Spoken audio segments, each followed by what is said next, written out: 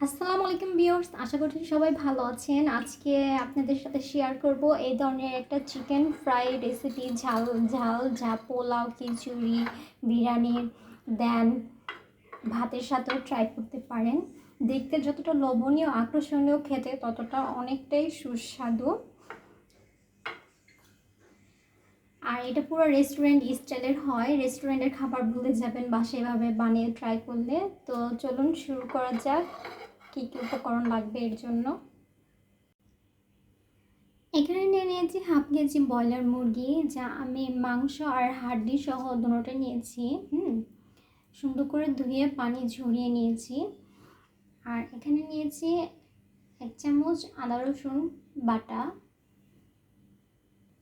Half চামচ জিরা বাটা,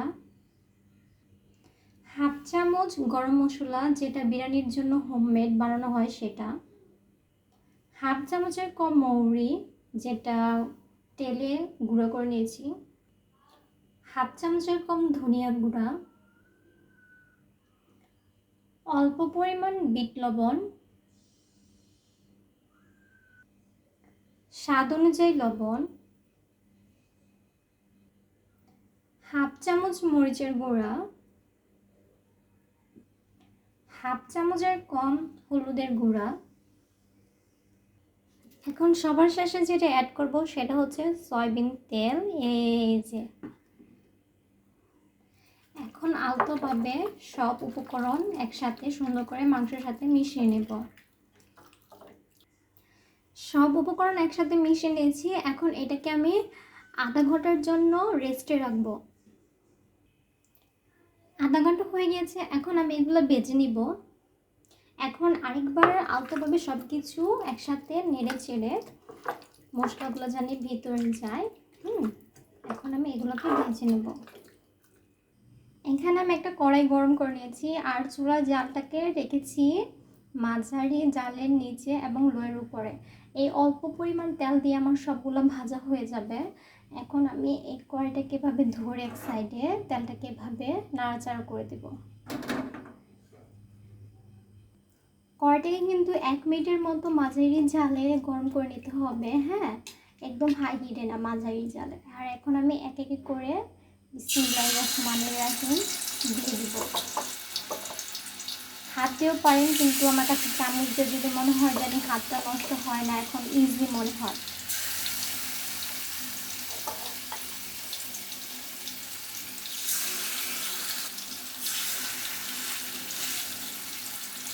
অর্ধেক মাংস দিয়ে দিয়েছি আর এটাকে এখন লোয়ের উপরে মাঝারি নিচের জালে রেখে ভাজবো। আর এভাবে ঢাকনা দিয়ে ঢেকে দিব, 3 মিনিট রাখবো, তারপরে ঢাকনা খুলে ফেলবো। এভাবে রান্না করলে খুবই ঝটপট এবং তাড়াতাড়ি সুন্দরভাবে হয়ে যায়। আমি কিন্তু এখানে হাফ কেজি ব্রয়লার মুরগি নিয়েছি। আর উপকরণগুলো সবগুলো খেয়াল করে আপনারা ব্যবহার করবেন। 3 মিনিট হয়ে গিয়েছে। এভাবে ঢাকনাতে ঢেকে দিলে দেখা যায় যে মাংসগুলো তাড়াতাড়ি সিদ্ধ হয়ে যায়। দেন আপনার তেলের যে ছিটা হয়, হ্যাঁ, আমাকে ছিটে না, চুলাগুলো নষ্ট হয় না, আবার ঘরে যে একটা ভাজা পোড়ার স্মেল ঢুকে সেটাও ঢুকে না।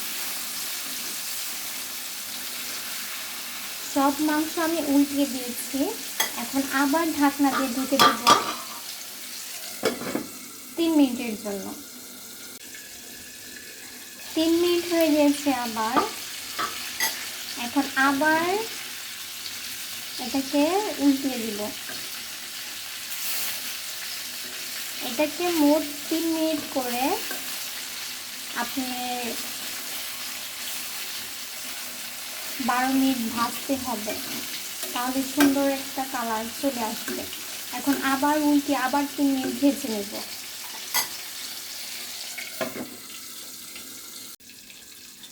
3 মিনিট হয়ে গেছে, এখন আবার উল্টিয়ে দিব 3 মিনিটের জন্য। দেখছেন কালারটা কিন্তু এবার পারফেক্ট কালার চলে এসেছে। হ্যাঁ, এখন আবার সব উল্টিয়ে যখন 3 মিনিটের জন্য দিব, দেখবেন সবগুলো কালার খুবই সুন্দর আসবে।